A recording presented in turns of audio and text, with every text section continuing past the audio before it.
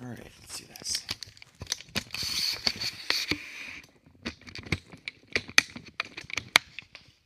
Okay, let's do this. Let me get these lights on. Okay, I need to go get my coffee. I always do this, you guys, where I'm like right up to the wire, you know? Right up to the wire. Right up to the wire. All right, let's do these. All right, welcome, good morning. So this mic should be working. I'm just gonna place it. One sec. Let me place it somewhere. Here, I'm gonna hide this because a lot of people get upset when they see this. And that's fine. I don't want to make it a secret. Oh my, I'm so old. When did I start putting glasses on top of my head, you guys? Like, when does that happen? I'm 29. All right. You know what I'm saying? So I decided that... Oh, let's do this. Ooh, baby. I'm saying... So I decided that... Oh, let's do this. Ooh, baby. All right, my mic's on. So what can I help you guys with today? Let's do this. I'm a life coach. I'll help you with whatever you need. It doesn't matter if it's on the list or not. Let's talk. I'll be on for 90 minutes. If you want to join my free community, I recommend...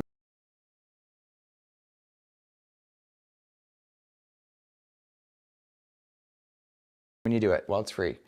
In that community, I'm going to teach you basic life coaching tools all for free because I'm cool like that. So let's do it. Let me turn off my Bluetooth.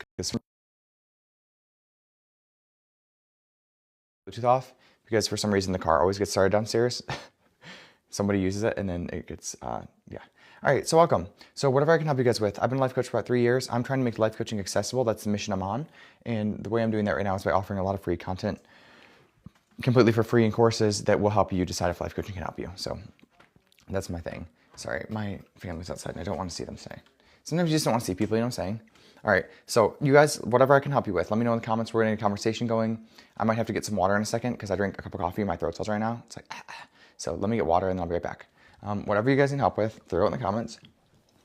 All right, one sec. I'm gonna get some water. That'll do. You know. Okay. Sorry, that's better. Wow. For you guys, I'm gonna drink some hard ass sink water. All right. So. All right. Let me put this down.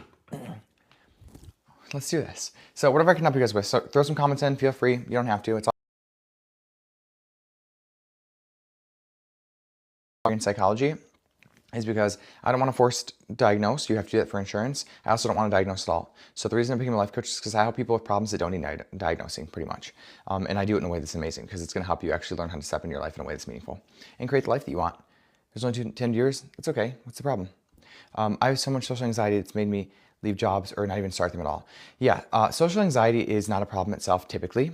Right? Like social anxiety is normal. And the reason why most people have a problem with it is because they think the anxiety itself is a problem. So they push up against it. Okay. So 2 things. If you want help with anxiety, you can join my free community. I have a course. I'm creating a second course right now on emotions that I would love to have you join. It's free. And then if you want help and you want to get diagnosed, go to the clinical field because there is a level of anxiety that is diagnosable. That's like really intense where like you can't even function. So if you can't hold a job because of your anxiety, I would say the clinical field might be more appropriate, but you might as well join the free community and at least check out the stuff I have for free because why wouldn't you, right? It might be able to help you. And I would imagine that it would help you a lot. Okay. So yeah, that's what I have for you. I try to be very careful about the clinical field and like tread the line respectfully as a life coach. But I think I can help you with anxiety. I've helped a lot of people with it. It just, if it's a clinical amount, like what you're talking about might be, then you might want to just check out therapy. Why do I get vape cravings? What do I do when I get vape cravings? I just quit. Yeah, stop fighting them, right? So the reason why it's so hard for people to manage cravings for anything in their life, whether it's food, vaping, alcohol, getting on their phone, is because we think that we shouldn't have the craving. So what happens is because we think we shouldn't have the craving, it comes into our body and we're like, oh, that shouldn't be there. That's a problem. Now, this is the same problem that the person with social anxiety has, is that they have a normal emotion in their body. A craving is an emotion. Think of a craving as an emotion, right? It comes into our body and then we push up against it. It's like, that shouldn't be there, that's bad. Now, what you'll understand psychologically or spiritually is whenever you push against something, a craving, an emotion, whatever it is, a thought in your head, it becomes bigger. Okay, there's a psychological truism saying that whatever we resist persists. That's just how the universe works, right? It's a paradox. Whether you're in the psych world, the medical world, the science, whatever it is, if you're pushing up against something, it gets bigger. That's just how it works in this universe. We live in a perfect universe. So the key to cravings is like come on in. It's okay. This isn't a problem that I'm experiencing a craving. Of course I have a craving. My body is normally used to getting nicotine right now, and it's okay that it's here. So like, just breathe into it, feel it, let yourself be with it. That's it, and then it'll pass. But something can't pass that you're pushing up against, right?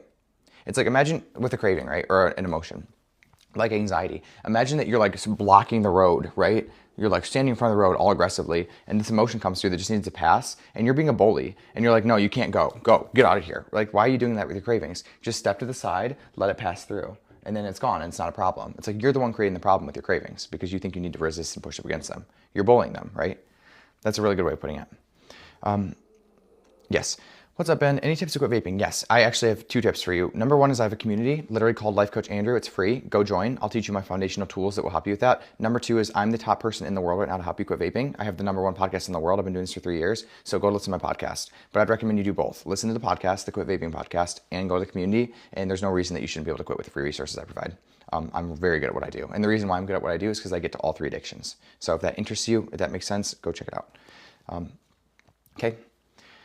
All right. I have the same issue. I need to know how to fix it. Yeah, if you have an emotional problem, most likely the problem itself isn't the emotions. It's that you've learned how to avoid them or push against them because you've been taught that they are problems.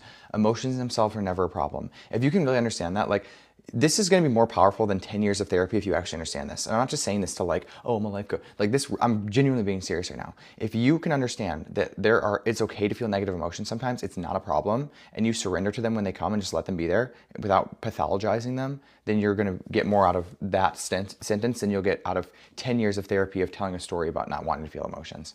Okay. Yeah. What if it's a chemical imbalance? The craving, it might be a chemical imbalance, but it's still created by your thoughts. So this is the problem. It's like every emotion you'll ever experience is created by your thoughts. So even if you have a chemical imbalance, you might have a proclivity to think different thoughts, right? So for example, if my dopamine is lower and my serotonin is lower, if I'm clinically depressed, I'm going to have more negative thoughts. That's the effect of that but it's still the thoughts I'm having that are creating the emotion. So even if I'm clinically imbalanced, right, I still get to mitigate the effect of that imbalance with my thoughts. So even if you're like, let's say you're in a vape craving, right? You don't have to think this is horrible and awful and I can't deal with it. It's like, okay, this is a craving. It's because my chemicals are imbalanced. I can sit with this craving, right? So the most important thing always comes back to the interpretation of the fact. And even if you have a chemical imbalance, which is a fact, it'll have you have the proclivity for negative thoughts. You still get to mitigate if you want to believe them or not. That's where all your power is. It doesn't matter what you're going through in life. That's where all your power is. It is that simple. It's just difficult to put in practice. Make sense? Can I help with alcohol? Yes, 100%. And the reason why I can help you with alcohol is because it's the emotional problem just like it is with vaping. So if you want help with alcohol, go to my community, take the foundation course. It's completely for free, and that'll help you. And I'm creating another course right now called How Your Brain Works. I'm teaching you about dopamine and everything, all for free. And to understand how your brain works and understand dopamine, it's going to help you with the alcohol a lot. Okay? Those are my foundational trainings. All right, and the reason I'm making those free is because I do believe life coaching should be accessible. So I'm trying to teach the education for free. And then when I start a paid group, it'll be a very low ticket, high access to life coaching. Because I'll be honest with you guys, I've gotten some fucking stupidly high offers in the last couple of years on life coaching, and I don't agree with that. I did not get in this field to charge people $50,000, and I don't care who's listening to that. All right. That's dumb as fuck. All right. Sorry, I'm personally attacked right now. How do I, yes.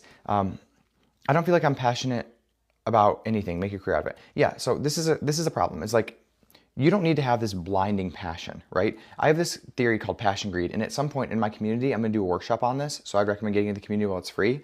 And passion greed is this idea that we should know exactly what we want.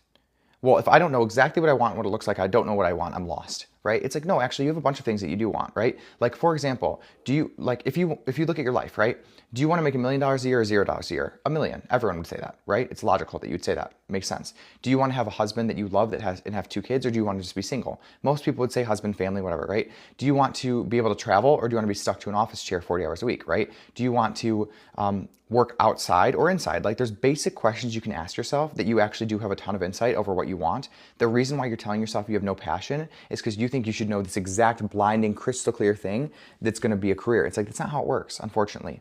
It's not unfortunate. The whole entire point of our lives is to learn how to listen to our emotions when we have a decision to make, and to make the correct decision based on the emotional information we have right now. And if we keep doing that over time, we'll have passion. We'll have a clear picture of what we want. But you can't get to a clear picture without taking action on a fuzzy picture, okay? So you do know what you want, you're not allowing yourself to believe it because you don't want to take the first step because it's not clear enough for you. That's the problem. So change your thought about that. And if you want help with that, get in my community. Right now it's free. I offer a foundational course. I also offer a course on how your brain works. Those 2 courses will change your life. They're completely for free. And at some point over the next month or so, I'm going to charge for that group because it should be a paid group of something. So get in for free, grandfather your way in. There's no reason not to be there. I'd love to have you. All right. Lone Sarky. What I really want to learn is how to talk fast as you with no interruption. Yeah, I've been doing this a lot. And also this is me. This is my attention. I've been diagnosed with ADHD, even though I don't accept the diagnosis. I don't think ADHD is always the best. Sometimes I think it's misdiagnosed frequently. But yeah, Jenna, I have a hard time keeping motivation for weight loss. The reason you're having a hard time is because somewhere along the way you lose the vision of what's possible for you, okay? Whenever we have a problem with motivation, it's always a thinking problem because our thoughts create our emotion. Motivation is an emotion. Let me say it again. This is the problem, your thoughts, your vision. So if you're having a trouble with any sustained motivation, you have to look at the end result you want, okay, Jenna? So imagine yourself in the body that you want, whatever, 6 months, a year from now, whatever your goal is, right? And then spend time there. Your most important job right now, it has nothing to do with food and everything to do with you sitting down and writing out what it's actually going to be like to have the body you want. That's exactly it. Because if I can have a clear vision for what I want on purpose and I spend more time in that vision than in the present moment, that vision will drive my actions now. That's exactly how it works. By the way, that's the law of attraction, right? If I think about the body I want and I actually emotionally align with it, then it has to come to me. I will have to take actions that somebody who lives in that body will take if I'm mentally and emotionally there right now. Exactly right. And if you want help learning how to do that, please get in my group. Also, I have curriculum in there I'm working on right now about how your brain works. It's really going to help you understand why you keep falling back into old eating patterns. Okay? It's really good. So check it out. I would love to have you, seriously. The group is free. There's no catch. There's no strings attached. This is a completely free group. At some point, I will make another paid group and you will have a ton of information about it. You don't ever have to join to get a shit ton of value in the free one, okay? You're welcome, Jenna. Seriously, I would love to help you. I had overeating problems my entire life until I was 26 and became a life coach and learned the correct tools. Okay, so it's not your fault. You just don't have the right tools. And I sincerely believe that. And the reason I like coaching instead of therapy is because there's nothing to diagnose. You don't have an eating disorder. There's nothing wrong with you. You're not broken. You're a perfectly worthy, beautiful human being. You just don't have the right tools on how to manage your thoughts and your emotions around the result you want. That's all. It's that simple, okay? So that's really good. All right, one sec. I want to make sure I'm not skipping comments. How do you forgive and forget? Well, you recognize that forgiveness is for you. The reason why it's so hard for some people to forgive is because they think that they're doing it for the other person. It's not for them. It's the most selfish thing you can possibly do. If you want to look at it this way, forgiveness is literally me giving my negative emotion away so I don't have to experience it anymore. That's it. It's like I'm sitting here with all this anger and resentment, taking poison every day because these emotions are literally poison on your body. And I think that I'm doing you a favor when I forgive somebody. No, it's all for you. It's like I'm going to get all this shit that I'm holding onto in my heart that hurts me and kills me. I'm just going to get rid of it.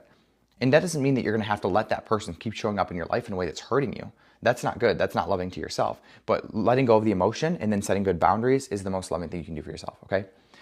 Crow, I need help. Not overtone about my bitch of a bottom. He's lived 20. Oh my God. Facts. Even therapists can't fix a bitching bottom. No, you got a bitching bottom problem. Do I believe in God? 100%. I'm actually wearing a cross right now. I believe more, not so much in Christianity. I do believe in Christianity, but I align more spiritually behind the bigger, not so much in Christianity. I do believe in Christianity, but I align more spiritually behind the bigger principles of Christianity. And that aligns with other religions like Buddhism and Taoism, just fine. And the Kabbalion, if you've ever read that. So, but yes, I'm very, very, very spiritual. And I believe God's everywhere. And I do believe that the work I do is, I believe that, did I lose connection? I do is I believe that. Did I lose connection? I think I lost connection, but I'm back. All right. Anyways, I believe in God. Yeah, KK, if you want help with that, clearing your mind from people who did you bad, join my community. You're gonna have. I will teach you a thought model that'll help you to straighten your thoughts out about that, so you can let go of whatever you're holding on to. It's completely free. There's no strings attached. I'd love to have you. The course is called The Foundation. It's great. Okay. How do I quit vaping? I feel like I have no energy every day. Yeah, so quitting vaping doesn't happen in your action. It happens in your thoughts and your emotions. So if you want to quit vaping or any problem you have with the chemical, right? Whether it's alcohol, nicotine, whatever the chemical is, social media, the problem is not the actual substance itself. It's that we have thoughts and emotions behind the scenes driving us to use the substance. So what I'm going to teach you in my community is how your thoughts create your emotions, drive your actions. So if you want to quit anything, you have to clean up the thoughts and the emotions that have created the problem.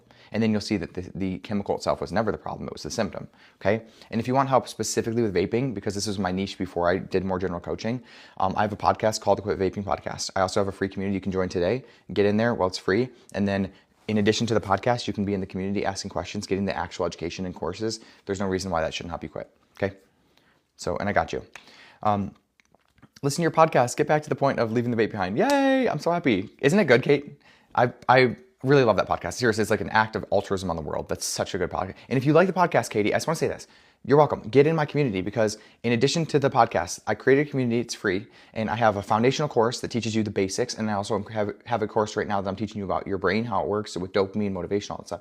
So those 2 foundational courses are free. And every single week, I'm going to be doing a workshop that adds more value onto your stuff. So every week, just depending on what people want in the group, I'm going to do a workshop specific on that topic, whether it's how to build healthy relationships, how to do boundaries, what life coaching is, how to actually apply the thought work in your life, whatever it is. So it's going to be amazing. So please go. You're obsessed. Awesome. It's a great podcast. I love it. So I'm happy you're listening, but go join the group. It's in my bio. It's right there. You can sign up. You just throw in your email, tell me what you want to get out of the group, click submit, and then I'll let you in today. And then you'll get the courses and everything. And then there'll be workshops. And in the future, I'm trying to find ways to add as much value as possible. So, and you also get a welcome call with me, and there's no strings attached. It's not a sales call. It's just like, hey, let me meet you and talk to you and build a relationship. How do I stop being so lazy? I'm self-aware, but it's as if I don't care. So laziness isn't a problem. So think of laziness as a symptom, right? So you're not that self-aware. I don't think you're that self-aware. Somebody who's really self-aware says, the reason why I'm not taking action is because I don't actually believe that what I want is possible, or I don't actually want what I think I want. That's self-awareness, right? So if I'm not taking action in my life and it's looking at forms of procrastination, avoidance, the reason is because of the emotion I'm associating with the thing that I should be doing. Does that make sense? So for example, let's say I want to go to the gym, but I keep procrastinating. It's been 3 weeks since I said I was going to. I signed up for Planet Fitness. I haven't gone once, right? Why? Because when I think about going to the gym, I think about how it's pointless because I'm so overweight. I think about how it's going to be so much work and that's exhausting. I think it's not actually going to be worth it, right? Even if I lose the weight, I'm ugly, right? Like there's all these thoughts and negative emotions behind the scenes that are making us just avoid all of that. So procrastination, laziness is a symptom of the negative emotions we're trying to avoid because of the thing that we're thinking about doing. So we have to change our thoughts about it, right? If I want to take actions I haven't taken before, I have to change the energy around the action. I have to change the emotion. Because if you can manage your thoughts about whatever it is that you want and it creates decent emotions, then you'll take action because motivations drive action. And if you want help with that and more understanding, Scorpion, go to my community because my entire foundational course is 45 minutes. It's all about that. And I'm creating another course that's going to be about an hour teaching you about your brain, motivation, dopamine, all that stuff, pleasure. So it's going to be really good. So I would love to have you. How do I stop purging and lose weight? Yeah, it's not loving, Kenzie. The reason why you're purging, let me tell you about your pattern really fast, okay?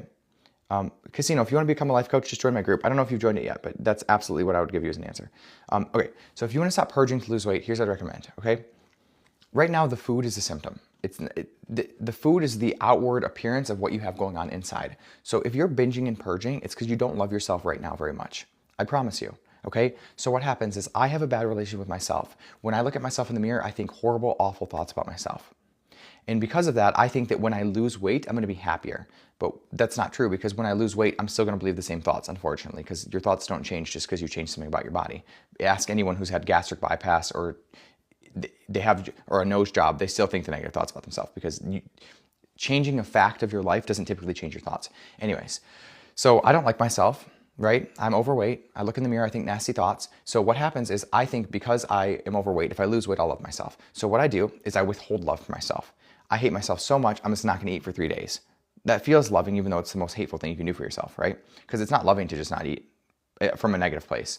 So you force yourself not to eat the entire time through, you're having all the negative thoughts about yourself in your life. So now in addition to not eating, which is typically the thing I use to avoid the discomfort of my life, I'm also dealing with all the discomfort of my life and my relationship with myself. So now I have all the self-hatred, all the hunger, none of the numbing, and I'm just pushing off until eventually the wall snaps and I binge. That's exactly emotional overeating in a nutshell. And I would really recommend you get my group, my program for free to learn more about that. Okay.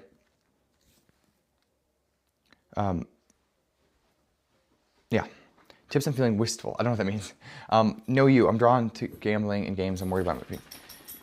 Yeah, you know, a lot of people are going to have gambling problems moving forward. You know why? Because the corrupt government has just made it legal to gamble at any time on your phone with any app. So that's going to lead to a problem. There's nothing, and what I want to offer to you, know you, is that there's no, like, it may be manifesting as a problem you don't want in your life, but there's nothing wrong with you, okay? The way that your brain is wired is to search for dopamine, right? And the way that those apps are designed is to manipulate your brain to release a lot of dopamine. So your brain is working, it's firing exactly how it should. The issue is that you have an emotional problem. Is that when you don't have those quick hits of dopamine, you're with uncomfortable emotions like boredom, anxiety, stress, fear, self-hatred, whatever it is. We don't know the emotions until we get into it. But you need to learn how to feel your emotions and manage your thoughts. That's the problem, and that's the solution. And I don't know if your therapist is going to help you as much as a life coach would with that, to be honest with you. Because what they're going to do is probably diagnose you with a gambling disorder. You're going to bring on this self-concept that you don't have power over gambling, and then you're going to actually exacerbate the problem with shame. So what I recommend for you is get in my community, learn the foundational tools. My dog's like rolling on the ground. And then if you want to bring it to your therapist, bring it to your therapist. But I wouldn't let the therapist say there's something wrong with you, because I think a lot of times they might, and that's going to be a problem. Anyways, but you can just tell your therapist, hey, I think I have a problem, let's talk. You know what I mean? If you don't have a relationship with your therapist where you can be vulnerable, then you're not going to get value out of therapy anyways. So I hate myself right now. Me too, most days. It's all good. Your brain's just being a dick, right? Our brains are designed to be dicks. They're designed to look at the negative because negative has kept us alive, right? When we're in a cave, right? Like we don't have lives like this 200, 300, 400, 500 years ago. We're in caves, you know? There was like Roman soldiers coming to like rip our heads off. You know what I'm saying? So like negative was good. Distrust, bad. Anytime I had a negative thought, it was putting me on edge. I'd watch around, I'd survive longer. Your brain doesn't care about you being happy. Your brain cares about you surviving long enough to reproduce, that's it. And unfortunately, negative emotion survives longer than positive emotion, right? Distrust makes you survive longer than trust in general. That's why you're designed that way. So it's not a problem. And also the work that we do as life coaches is I help you learn how to manage your brain so that it actually does become more positive. It's a skill set we develop over time. We practice it, okay? So if you want help with that, join my community. I'd love to have you. There's some foundational material in there, some foundational courses that'll change your life. Every week I'm doing a new workshop. You can literally DM me or talk to me at any time. There's no strings attached. I'm just trying to help you, okay? What are certain actions you took to manifesting? Change your manifesting techniques. There's two things you want to do with manifesting, okay? If you want to create a new result. Manifesting, create a new result, prayer, they're all the same thing, right? There's two things you want to do if you want to intentionally create something in your life. Number one is you have to figure out what it is you want and then focus on that thing and the emotions that you will experience when you have it. So you want to put yourself into the future moment emotionally and in your mind, right? It's like, that's what journaling's about. That's what future, like, hey, what's it going to be like when I have the $1 million? Let's play with that. What's it going to feel like? What am I going to feel in my body? What thoughts will be in my head? That's one step of manifesting, right? Now, the other step, the more difficult step, in my opinion, and the one that gets lost in all the self-help bullshit, is you have to uncover all the bullshit and reasons why you think you can't have that thing, right? So in addition to creating a new program in your mind and new emotions, you have to also eliminate all the old garbage that you have that stopped you from receiving it. Well, I'd love to have $1 million, but my mom says I can't make money in a way that feels good to me, and I can't win the lottery. There's only one in 150,000 million people that win the lottery, and it can't come to me, and I don't know how it's going to come to me, and I feel bad about it, and I don't really deserve it. Like, all that shit has to be worked out to manifest. So you can't just think positive thoughts and manifest if there's a sea of negative thoughts under the surface. We have to, in addition to figuring out what we want, clear out the garbage, and then you'll manifest whatever you want. That's exactly how it works. We live in a divine universe with no mistakes. So if you don't have what you want right now, I promise you, there's somewhere in your belief systems that you believe it's not possible for you. That's the problem. I'm the best therapist. Thank you. I appreciate that. But I'm not a therapist. No license. And I don't do clinical work. Proudly, I say that. I don't need to diagnose anyone to help them. I don't need to tell you there's something wrong with you. I don't need to give you chemicals for your body and brain to tell you how to like improve your mental health. Oh no, my dog's on the loose. Sorry. Like melancholy, nostalgic, longing, with wistful. Okay, thanks for defining that word. I'm like, I guess English is my second language apparently. What's the problem with that, being melancholy and nostalgic? I don't see it as an issue. I like being nostalgic. Johnny, what's up? God, I need a cigarette and a beer. Oh my gosh, you're funny. I don't have people come on live, sorry. Hi, what's up, Ashley? So Johnny, let's real talk. What you actually need is to learn how to feel your emotion. So Johnny wakes up in the morning and Johnny feels anxious because Johnny doesn't like his life very much. So immediately, because that anxiety is in his body, his brain has a thought that triggers him to go after dopamine because your brain is designed not to experience negative emotions, right? So the actual solution isn't the cigarette and the beer. That's just going to cover up the negative emotions of a life you don't like. So the real solution is like, let me sit down as Johnny and ask myself, why am I so anxious this morning? And then within 3 minutes of self-introspection, I realize that I actually don't like my job and I'm not all that fun with my body and I don't think I'm a good partner. Well, that's the real problem, right? So then you actually do that work on yourself, and then a year from now, you realize that you don't need a beer and a cigarette. You need to just like be more loving to yourself and actually have the courage to create a life that feels better than a beer or cigarette. There you go. All right. So there's your Miranda Priestley little rant for you today, Johnny. And I say that with so much love for you because Andrew used to need a cigarette and a beer too, and that wasn't the version of me that I ever want to go back to. Ashley, hi. What's up? Also, Johnny, you're the perfect candidate for my community. I'd love to have you. It's free. There's no strings attached. There's no beer or cigarettes there either. But there's also no anti-beer cigarettes. I sincerely believe that you can have beer and cigarettes and enjoy your life and you don't need to use it to avoid a life you're not happy with. And that's my take. I'm very non-polarized. I use substances still, not a big deal. I don't need them. That's the difference, a very important difference. I've lost 17,500 gambling this year. Please help. Yeah, so again, we're going to go back to Johnny, right? What are the emotions you have in your body that are driving you to gamble? And if you can't answer that question, that's exactly why you feel out of control when you're gambling, okay? You have an emotional problem. It's masking itself as a gambling problem. Get in my community, I'll help you with that. My therapist is always disagreeing with me. Good, that's a good thing. She should.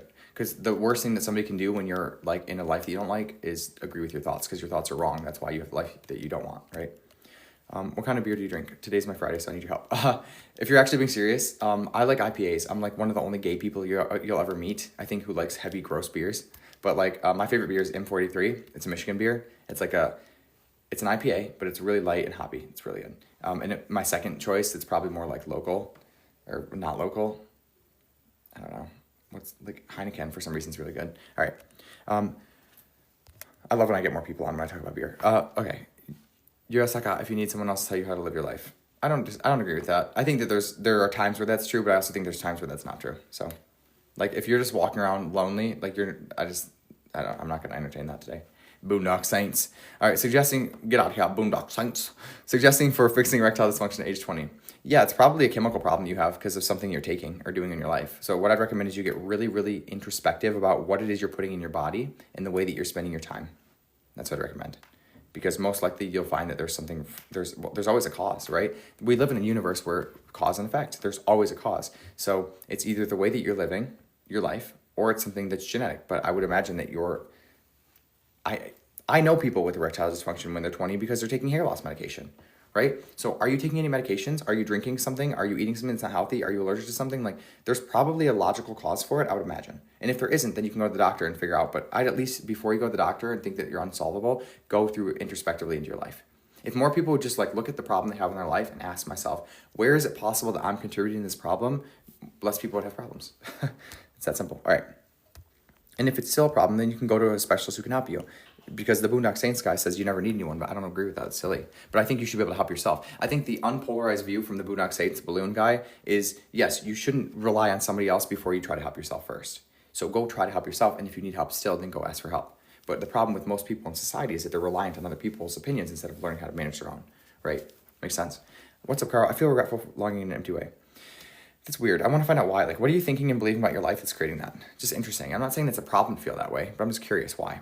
Right? And it's always your beliefs. Like, what are you believing about your life right now that's making you feel that way? Without your beliefs, you wouldn't have those emotions, I promise you. Okay? And if you want help with that, Caro, and it's a problem and you don't really know where the problem is, join my community. What's up, Allison? What do I recommend for quitting vaping? Yes. I have a podcast, number one in the world, Quitting Vaping Podcast. Go look it up. The Quit Vaping Podcast, number one in the world, literally. It's like by a landslide. In addition, I also have a free community, Allison, and it's called Life Coach Andrew. And in there, I'll teach you my foundational tools in that you'll learn in the podcast. So what I recommend for anyone trying to quit vaping, because it's a two free resources, why not join them? It doesn't make sense not to. Listen to the podcast and then also join the free community. And like in there, you're going to get 2 free courses. It'll kind of tell you about the real situation and the real issue behind it. And that'll pretty much seal that for good. The reason why it's been so hard for you to quit vaping is because you have been focusing on nicotine, and nicotine's not actually the problem. So if that sparks your interest, go and get in the community to listen to the podcast. How do I create a new life, especially a new job?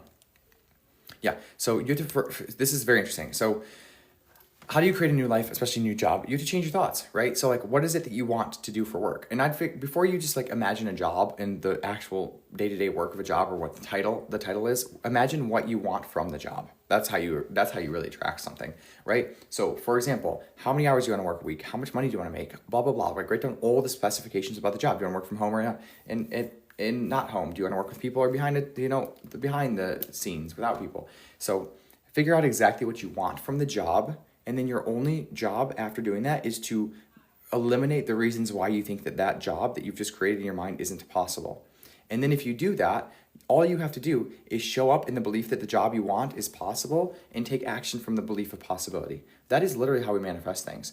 For example, if I want to, like, let's do this job, right? I want to get a job where I work from home, whatever, make 40 grand a year, blah, blah, blah, all the things, right? So my job is to figure out what that is, get specific. And then whenever I look at that job and I think a thought like, oh, that's not possible, that job doesn't exist, I have to find out why I believe that and eliminate that belief. Because the job that you want does exist. You can literally manifest it in reality. So But if you believe that you can't, or there's something stopping you, then you can't manifest it in reality. Not because it's not possible, just because you believe it isn't. But your belief's the most important thing. If you want to get in the community, I'd love to teach you how to manifest. It's free, by the way. School of Rockets. Every life coach ever met is a toxic dump of dysfunction. That's fine. Well, how many of you met? Let's do some really quick scientific investigation here. How many of you met in, like, by the way, you're attracting those people into your life, so maybe you're the toxic dump because everything you attract is a projection. So, anyways, how do you quit vaping? So maybe I'm the toxic dump because you projected me, or maybe you needed to find a life coach that disaligned. There's a part of you that's angry at life coaches. I'm just curious why. Because I was angry at them too when I didn't have enough information not to be.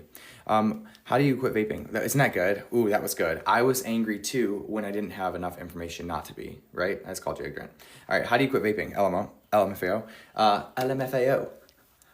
Listen to my podcast, #1 in the world. Quit Vaping Podcast. Find it anywhere in the world. If you still need help, join my community. Any tips on getting over... Any tips on getting over my first love? Yeah, stop believing things about them that's keeping you stuck on them. That's exactly right. So this is the problem with most people in relationships when they're stuck, anything, relationship, job, etc. When you're stuck in the past, is because, like, right now you're believing thoughts about the past that are keeping you stuck. That's it. Thank you very much. I appreciate that. So the past, the present don't exist, right? They really don't. They used to, and they will, but they don't now. So the only power you have in the entire world is to choose what to believe and therefore feel, because your thoughts create your emotions in the present moment. So right now, the reason why you're stuck on the past love is because you have to be believing thoughts that are keeping you stuck. The beliefs aren't true, you're just believing them. So for example, she was the best thing that's ever, the best thing that was ever gonna happen to me. I'll never find anyone else. It shouldn't have ended that way. I should have done things differently. Like any would, could, should, good. Will you shut him the fuck up? You ever seen Scary Movie 3?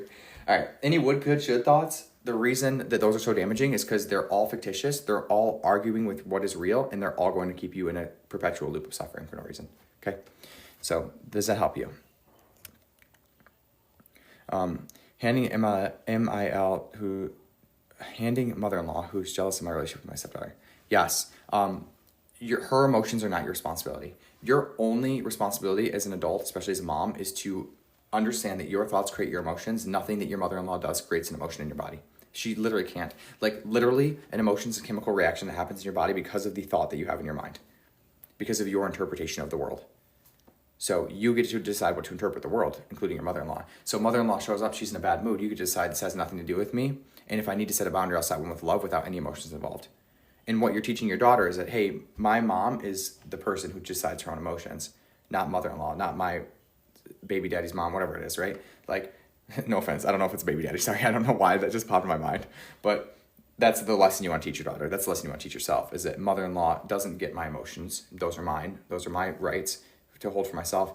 And when mother-in-law does something that I don't like, that actually is within my power to create a boundary about, not controlling mother-in-law, controlling my emotional and physical boundaries, then I create a boundary from neutrality without getting mad at mother-in-law, right? Hey, mother-in-law, if you're going to talk to me like that in my house, you're going to be asked to leave, and I will enforce that boundary.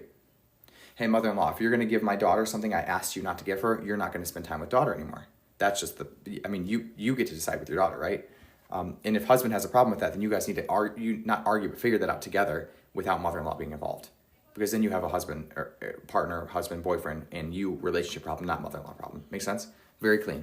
If you want help with that, emotional adulthood is what it's called. I love it. No one's teaching it. Get in my community. It's completely for free. I'll teach you this shit, okay? And I care about you. And I care about you more than I care about your mother-in-law, okay? Because she's going to keep showing up as an asshole, I promise you. You can't do anything to change that mother-in-law. I promise you. It's not your work to do either. Your job is not your mother-in-law. Your job is your emotions, your thoughts, how you show up, okay? Started watching your streams 6 months ago. Instant motivation, down 24 pounds. Fuck yeah. Saved over 10 grand. Fuck yes. I'm so happy about that. Listen, I started a community. It's free. It's called the Life Coach Andrew Community. Get in it. In there, I'm going to teach you my foundational course. I have 2 courses in there I'm teaching. They're fucking amazing. And right when you get in, you get access to the foundation. The next one I'm creating right now will be out by the end of the week. So right when you get in, you're going to have access to 2 completely life-changing courses, because I believe that this should be accessible for most people. And then eventually, I'll make a paid group. If somebody wants to get actual life coaching from me with my time and coaching, I'll find a way to make it accessible. Okay? That's my whole business plan. And it's really based on altruism and just giving, okay?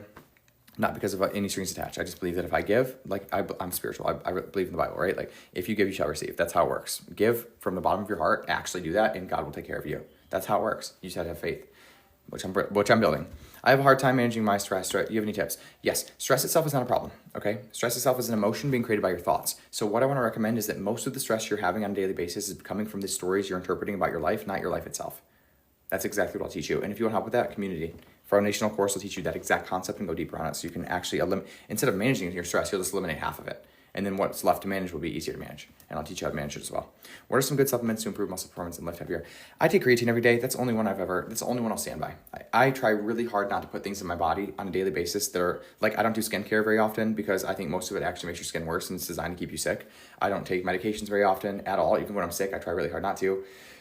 It's funny because I drink alcohol, so like, where's my arrogant horse? You know what I mean? But I just try really hard not to do stuff like that. And I think that creatine is one of like the most well-researched, like pretty benign or non-harmful supplements you can take. So that's the only one I take, literally the only one I take. And I'm pretty happy with my body. If I just stopped eating crappy foods on the weekends, I'd be really happy with my body.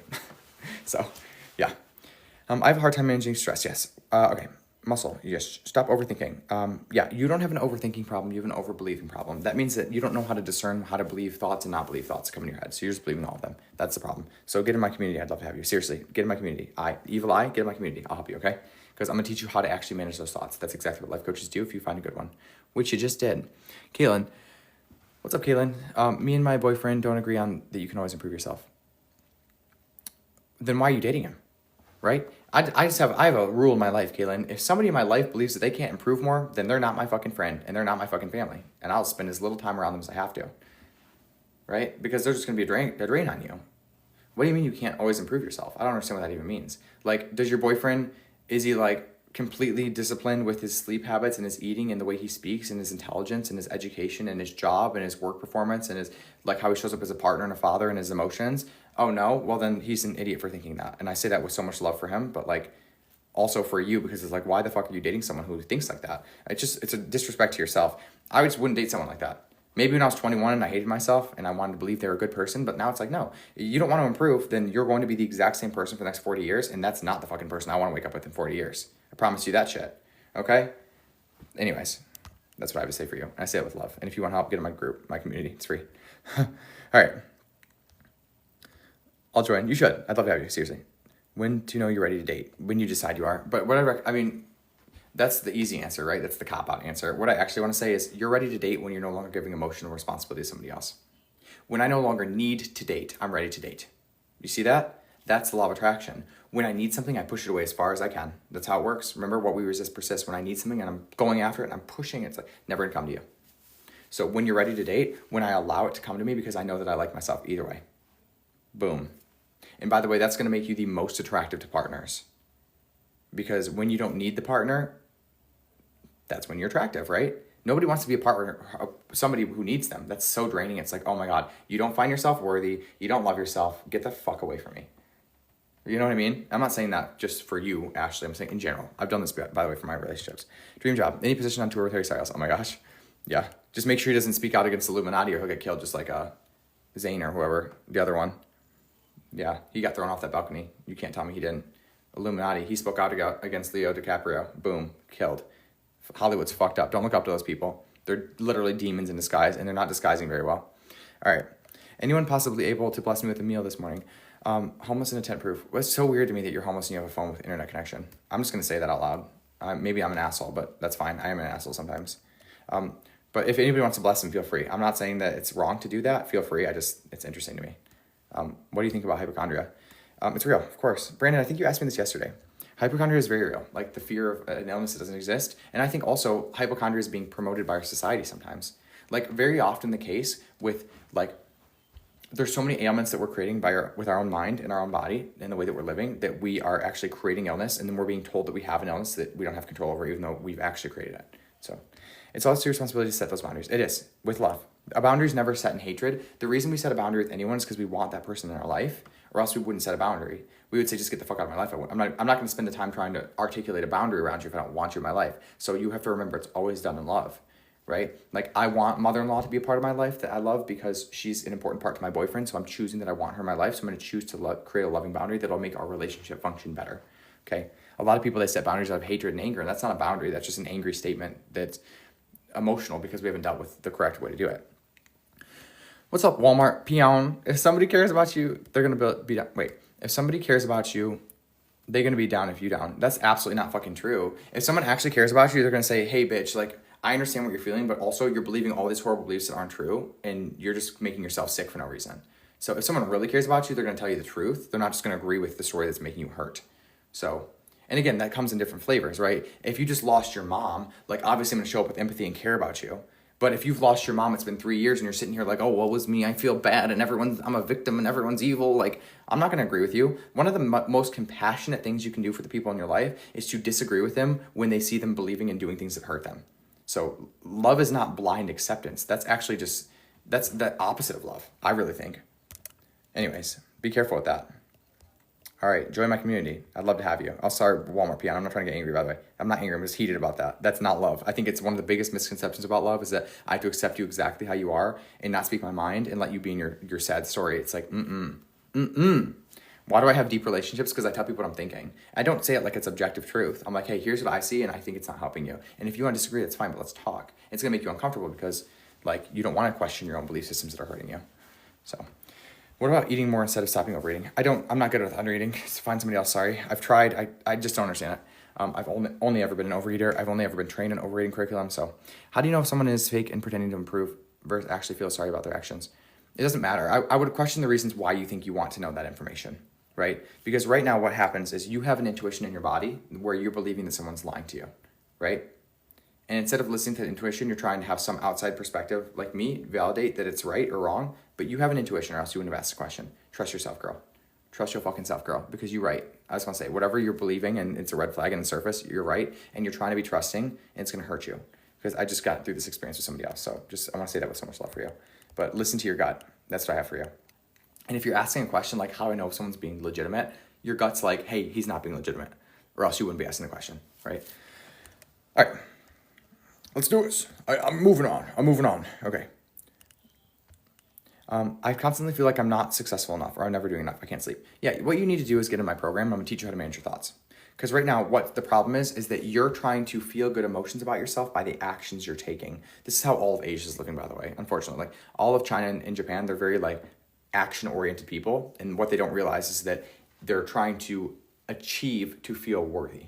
That's a problem because achievement doesn't create worthiness. And you'll know that that's true because every single time you've achieved, you felt one slight second of achievement because the people around you say it's great and you feel good and then you feel like shit. So if you want to create long-term lasting worthiness, you have to learn how to think thoughts that create that for you right now. Nothing outside of you is going to do that. No car, no achievement, no job, no partner, no house, no anything is going to do that for you. So get in my group, please. I have a course called The Foundation that will actually change your fucking life completely for free. There's no strings attached. Get in the group. It's in my bio. Stay single, yep. Wait, why are you fine? Thanks, Anna. I am fine, all right? I know, you know any gay men? I'm looking for a gay man. 29, looks fine. No, he can be 32, up to 32. I don't give a shit. But he has to have his life relatively together. And when I say relatively together, I'm not saying like he needs to be rich. I mean like emotional well-being where he's not a victim. That's pretty much what I'm asking for. And like a decent body, nice butt. That's what I'm going for. Anyways, join my community. I'd love to have you, seriously. All right. Look, you say I'm fine too. Like, look what I'm wearing. I'm literally wearing a blanket, like a rainbow blanket wrapped around my legs because I'm freezing today. It's freaking snowed in Michigan. All right. Any tips to get myself out of the loop of procrastination? Yes. Procrastination, Sarah, is not a procrastination problem. Stop seeing it that way. Procrastination is a symptom of the emotions and the thoughts you're thinking in relationship to the thing you want to do. Okay? So for example, let's say I want to go to school. I'm going to college, right? And I just cannot get myself to do this fucking course. And every single time I get so close, I end up on my phone and then the next day and it keeps happening. It's a loop. The reason why it's happening is because when I think about doing the course, I feel all this dread in my heart because I don't actually care about the course. I think it's really hard. I don't see the point. So the actual problem is the thoughts in your head, right? The beliefs you're telling yourself, the stories you're living by that are leading you to avoid the emotions those stories are creating. Okay, so if you want help with procrastination, get in my community. It's a life coaching community. I have a foundational course literally called The Foundation, and then every week I do workshops, and I will do one on procrastination. But it doesn't matter if I do it or not because already the foundational information is there for you for free to take and to learn. And then you can always DM me and we'll talk. I'm at a point where I feel like I'm ready to date based off of your definition, but if they hurt my feelings, well, see, this is the problem then, right? So nobody else can hurt your feelings, actually. This is why it's so important for you to go, I know you signed up for the community, I'll let you in after this, and you need to go take the foundational course. Because the number one thing you need to understand about your emotions is that they're no one else's responsibility. We all hurt ourselves. There's a saying, I love it. It's you can't hurt my feelings, that's my job. Right? You can't hurt me, that's my job. That's what I'm always doing. Right? And what I'm saying is like your thoughts create your emotions. No matter how that date shows up, they could literally call you ugly and it doesn't have to affect you emotionally, make you feel bad about yourself unless you believe it. But what happens is most people, it's like, oh, I didn't get the second date. I'm horrible. I'm unworthy. It's true. It's true. All the thoughts I was thinking about myself before the date that I hate myself are true, right? It's like all that's an internal job. That partner, whether they love you or date you or not, they're not responsible for what's going on in here. Our one job as human beings, this is what I teach, by the way, it's so important, is be really curious about what you're choosing to believe about the facts of your life. And when you do that and you get really introspective often, you realize that all suffering, I'm not even gonna say, I'm gonna blanket statement, all suffering comes from the story in our head, not from anything external. The source of all suffering is the story we're telling. So if you're not good at learning how to manage the story you're telling, get in the community. That's exactly what I'll teach you. And that exactly will completely change your life. I mean, literally, I really believe this. Before I found these tools, my life was completely different. And once I learned how to manage my thoughts about my life, it's like literally before and after. It's like I woke up again. It's like literally it was awakening of my spirit. I'm like, holy shit, I can decide what I want to think. Why didn't anyone ever tell me this? Get in my community. I'd love to have you. I'm not even just saying that. Like, if you guys are on here, the community is free right now. It's in my bio. And I have a free course in that. It's going to change your life. And then I'm creating another one right now this week. I've spent like 40 hours on. It's going to change your life. And then I'm going to do a workshop every week. And then you can DM me and we'll have a conversation. You'll be with other people learning this tool. And then in a year, you'll be like, holy shit, my life's completely different now being a part of this free community because I was able to learn and apply and talk to other people learning these tools. And I was able to wake up again, right? Like the tools I teach help you to wake up. Seriously. So if you're not in the life you want and you feel like you're in thought loops and you're on these negative emotions and you like hate yourself, like please give it a chance. Like give me a chance to help you. There's no strings attached. This is my mission. I'm trying to make this shit accessible. And if you ever decide you want to go further with it and you want to give me money, if I ever make you an offer that's paid, it'll be ridiculously affordable. But as of right now, the shit's free. Get in there. All right. Which program did I certify? Your Authentic Life. Great. Thank you. I appreciate that. The Life Coach School is the best one I went through. I've done 3 coaching certifications, and they're all pretty much revolving. Every coaching certification, every self-help book, it doesn't matter what it is, revolves around the idea that your thoughts are optional and that your thoughts will indeed create your results, your reality. So the Life Coach School was the best one that I trained on, and I spent $21,000 in that. And also all the things I'm learning from the Life Coach School, I will be teaching for free. Most of it's already in there, and then every week I'm doing a workshop on the free shit because I believe that it shouldn't cost $21,000 to learn tools that literally help you to wake up and create a life that you want. Okay? All right. Thanks, Son. Yes, Quit Vaping podcast. It is in anywhere you search podcasts. It's like top 2% in the world of podcasts right now. It's really popular because it's a big problem and I'm really good at solving it. I feel scared about moving out of the toxic environment. Yeah, it's normal, right? That's totally normal. That's like what's it called? The Munchausen by proxy syndrome or whatever, where like you're scared to leave the abuser. I just did this yesterday. Let me tell you. I had a situation with somebody that I don't think was healthy, and I decided to leave it, and it was really fucking painful. It was one of the most painful things I ever did because I thought I owed them. I'm like, oh, I owe them. It's not. I can't leave. They've done so many nice things for me, right? So like I had all this internal conflict. I've done this with relationships in the past, by the way. Like the last guy I dated a year and a half ago, I attracted him. I ignored red flags. I wanted to date him because I thought that the vision I had for him was bigger than my. Anyways, what I'm saying is it's normal to feel scared, but know that it's a good fear to experience. It's one that's like, hey, they're going to react poorly, but it's for me. It's a loving thing for me. It's fearful for their reaction, right? All right. 1 second. I want to make sure I'm not skipping any stuff. Fuck. 1 second. All right. So why am I here? Why do some women have no problems moving on behind your back? They lie and cheat behind your back. If anybody has anything going on, it's because what they're thinking and believing. That's always the truth. So I don't know what the particular girls you're talking to are doing, but they're thinking and believing thoughts that have nothing to do with you and everything to do with them. And I don't know the specifications, but that's why people take any action is because what I think, feel, and do. Think creates, feel, creates, do. Then I feel bad for being honest one, but I don't care. Yeah, so here's what I'll offer to you is if you keep attracting the same kind of partner, like what I was just talking about with myself, it's because of what we're thinking and feeling and we're ignoring patterns. So somewhere in our vibration, we're creating that for ourselves. I don't know the exact specifications. I recommend you get in my community, learn the basics, and then we'll talk. But I'd recommend that, yeah. May I join live? No, I don't do live join only because I like to keep the flow going. Obviously, I talk very fast, but you can join my community, and then we'll talk in there. And I will help you. If you want to DM me, I'll try. I'm trying to get to everyone in the DMs and be pretty good about that. Brandon, the overthinking, being overbelieving game got me astonished, right? Texted my therapist right away. Isn't that good? Yeah, this is why I'm a coach instead of a therapist. Because honestly, even a lot of therapists aren't trained on that one belief system. That's the one that changes everything. So yes, I'm happy that helps because I've said that a lot in my lives and like I've never gotten feedback on it. And I'm like, that's good, right? Like, okay. Join my thing, please. Brandon Tucker, join it. Join it. It's free. I'm not trying to rope you into a paid shit. Like at some point I might have paid offers, but that's not what I'm doing. Okay. I'm pushing away, and I do have a paid vape course in there, but that's whatever. You know, the free shit's fine too. I'm pushing banana milk. What up? I'm pushing away the guy I'm talking to right now because I think I'm good enough. I'm not good enough. How do I fix that mindset? Yes. Question it. Interrogate that shit. What's it mean not good enough? Can you know that that's true? Like, one of the most meaningful moments I sat down in my life one day, and I said to myself, I'm not good enough to have what I want. And I just got really curious. I'm like, I'm going to write it down, banana milk. Write that shit the fuck down. Get it out of your mind. When it's in your mind, you can't do the work. Get it out. Write it down. I'm not good enough to date this guy. Now, ask yourself a question. Can I absolutely know that it's true? And I'm not saying you need to answer that question right now. It's a meditation. If it's like an instant yes, oh, I know I'm not good enough, meditate on that shit. Because your intuition will be there. It's going to say, you know what, banana milk? We don't have proof for that thought. We don't even know what that thought means. Let's talk about it. But when it's in your head, it's stuck. Okay. What's up?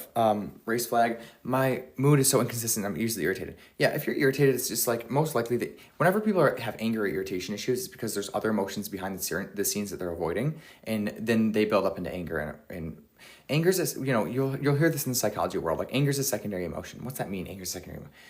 It means that there's other emotions behind the scenes, right? Loneliness, fear, jealousy, self-pity, anger, shame, doubt, right? Those are the emotions behind the scenes, but we've conditioned ourselves not to feel those because they feel weak and they feel scary. So anger, although it's the most scary emotion because you lose control with anger, it feels more protective.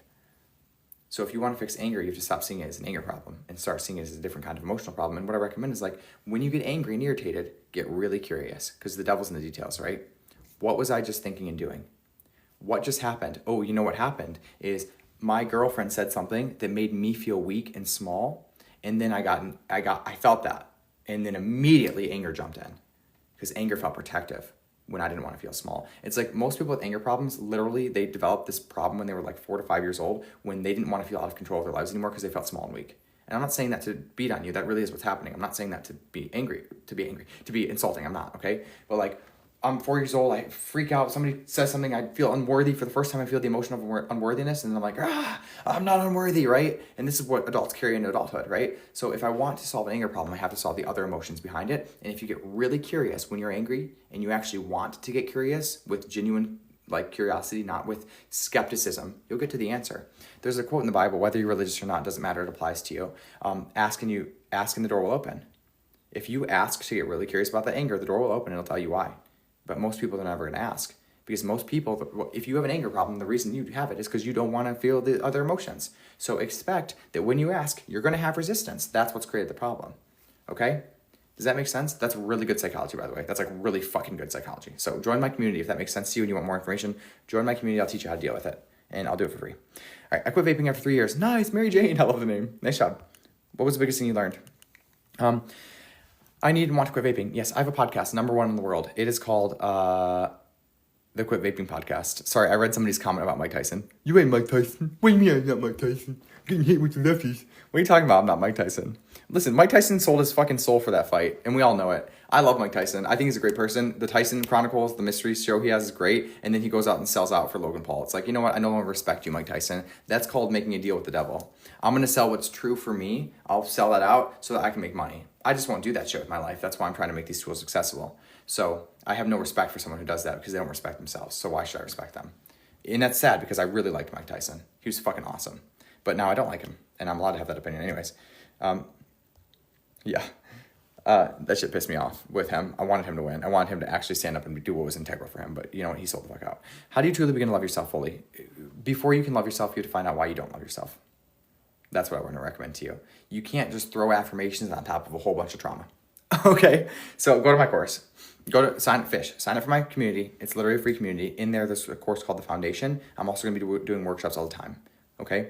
And the whole point is just to help you ahead of time. And if I ever offer something that's paid, it'll be after you've gotten ridiculous value, and you can always say no. So I don't want you to feel like this is a sales welcome. It's really like a free community to help you learn how to love yourself and learn how to manage your thoughts. But before you can love yourself, you have to understand what you're currently thinking and feeling and why, so that you can get over that first. And this is kind of interesting with self-love. It's a self-healing process, right?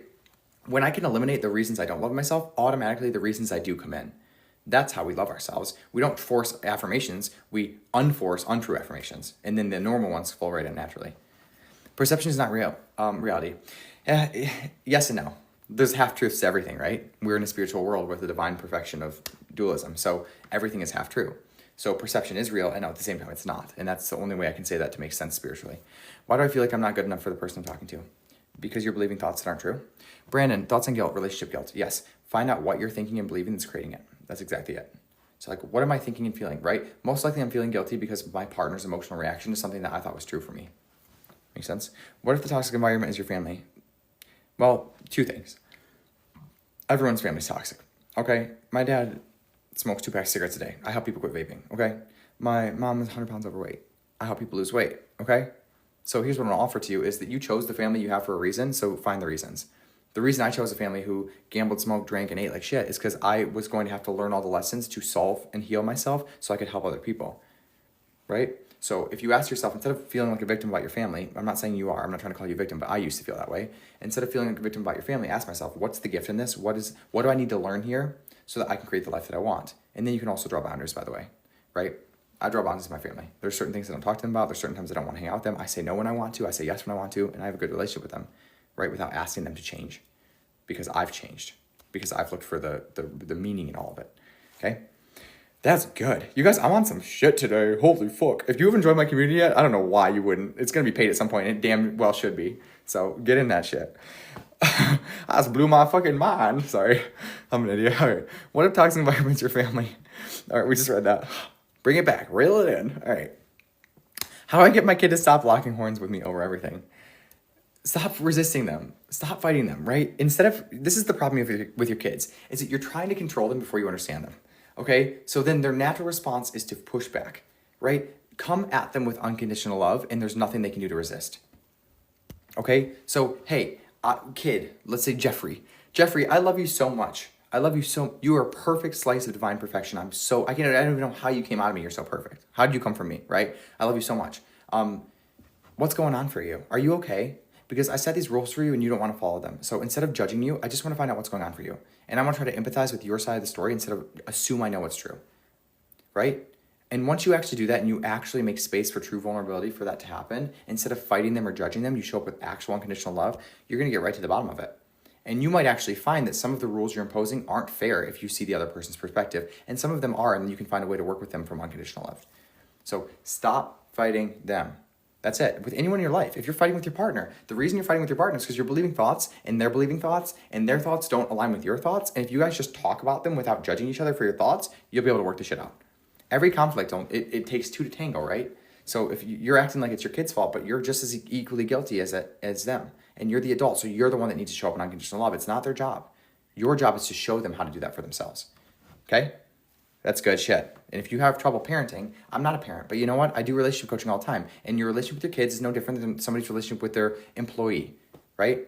Or somebody's relationship with their partner. It's the same shit, same basic concepts. Yeah, it's slightly different because it's a kid and you actually are responsible for taking care of them. But I see it as an employee and boss relationship, same thing, same concept, right? So it doesn't matter if I have kids or not. I've hired people in my life and I have boundaries for them, right? Anyways, all right. That's what I recommend for you. Am I religious? Yes. I'm actually spiritual, but I do wear a cross. Tyson's whole life is about, yeah. My faith. Hey, what's up, Ethan? Hey. Your picture looks great. You look like you're doing good. Okay, how to stop hyperfixating on a situation. Ethan, have you joined my community yet? Ethan, have you joined my community yet? It's a free community. Join that shit. It's way better than anything else you've ever experienced in psych, I guarantee you. How to stop hyperfixating on a situation that hurt you. This is going to bother you. Stop trying to avoid it. So right now, what's happening is you have this actual thing you need to work out and you're trying to avoid it, and then you're hyperfixating because you're avoiding it, right? That's the problem. You're resisting something, and because you're resisting it, it becomes a hyper resistance. So figure out what you actually need to learn from it. Let yourself journal on all the emotions and the thoughts that come up and spend time in it because it just needs to be processed. And when you try to unprocess something that needs to be processed, it becomes a hyper problem, like exactly what's happening. What's up, Luna Celeste? Hi. It's a cute picture. Tyson's whole fight. Life is fight. Not really. How do you know he sold out? Because it's Mike Tyson, motherfucker. It's Mike Tyson, motherfucker. That's how. It's Mike Tyson and Logan Paul. Mike Tyson could knock out a fucking rhino with a punch. It's Mike motherfucking Tyson. That's how I know he sold out. You're telling me that you actually believe that Logan Paul would beat Mike Tyson in a fight if it was actually real. Did you see the fight? It was entertainment. It was not real. He sold the fuck out. If he would have stood up to the world and said, "Hey, I'm Mike Tyson, and I'm gonna fake lose this fight for Logan Paul for all this money," then I would have been fine. I respect the shit out of you, Mike Tyson, for being honest. But he didn't do that. He went, "Yeah, I'm gonna sign this fucking deal, and I'm gonna fake fight, and then I'm gonna have more money." Like, that's literally signing your soul to the devil. That's the literal definition. It's, I'm going to lie to the world about who I am as a person to earn money. That's selling your soul to the devil. The lie, right? The deception. I just don't agree with it. Sorry. I won't do it. And a lot of coaches do that shit too. Unfortunately, the coaching world's filled with fucking scum right now who are trying to make more money than help people. I just won't fucking do it. So obviously, because of my belief systems, I'm going to have a problem with Mike Tyson when he lies to the world. Anyways. All right. Are you similar to Wes Watson? I have no idea who that is. So I'll say no because I don't know. How do you find out what you don't like about yourself? Look at the way you're treating yourself. Super simple, right? If I'm overeating, I don't like my body. Yeah, it's like the things that I do, I'm thinking how I'll say it. The way I'm treating myself is exactly how I find out what I don't like about myself. Okay, it's very clear if you start paying attention.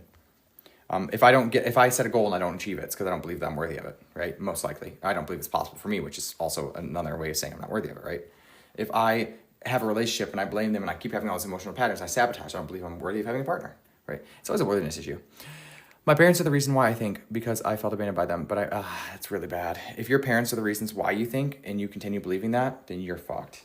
I mean, hardcore, in the hole, jump in the grave now, fucked. Because your parents don't control your thoughts. I'm sure that they created beliefs for you, and I'm sure that they created the thought patterns to this point, but right now you got to make a decision, dog. Dang dog, whatever your name is. You have to make a decision.